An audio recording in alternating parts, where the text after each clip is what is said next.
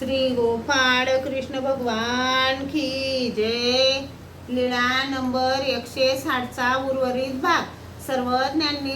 सर्वज्ञांनी सांगितले, वानऱ्या, तुम्ही म्हणत आहात ते बरोबर आहे, परंतु विरळा नांदे जीजी तो कसा? सर्वज्ञांनी सांगितले, युद्धात शूरवीर लढाई करण्यासाठी जातात, त्यात एक मरतो, एक जखमी होतो, एक पडतो, एक बेशुद्ध होऊन पडतो, त्यात तो आपल्याला घाव न लागू देता लढाई करून सर्वांचा पराभव करतो, असा तो एखादाच असतो व त्याचेच पोवाडे गायले जातात, अशा पुरुषार्थाने तो वावरतो, प्रसिद्धीला पावतो।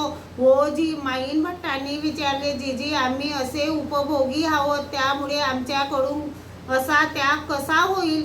सर्वज्ञांनी सांगितले, भटो सेवेत याचे आरल खुपे, तोची खांडे या भाली याचे घाये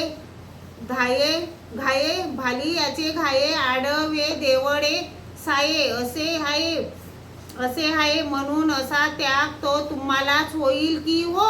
माईन भट्टांनी म्हटले, जीजी, उत्तम त्याग करून चर्यादूड होई पावेतो, त्याचा दैनंदिन चरितार्थ जर बरोबर चालला नाही तर तो पुरुष अस्वस्थ होईल की? सर्वज्ञांनी सांगितले, तुम्ही म्हणता ते तसेच आहे, परंतु जीवापासून पुरुष उठी तयाचे नेनो कोणीची सिद्धी ने, पुरुषवर्ते आपले करोनी असावे, मग दैवे करावे, ते दैवे जी करीला पुरुष जेथुला तेथुला प्रयत्न करी,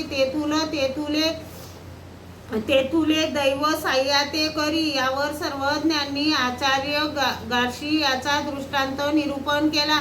कोणी एकू आचार्य ग्राशिया असे, तयाची कोणी एकू घासू सुये, तेने चावावा गिळावा, इथुलेची परी धातू ते नेते ते आणि असे, तसे पुरुषाने प्रयत्न करून विधी आचरण्यास सुरुवात करावी, इतकेच पुढचे सर्व साह्य परमेश्वर करतात।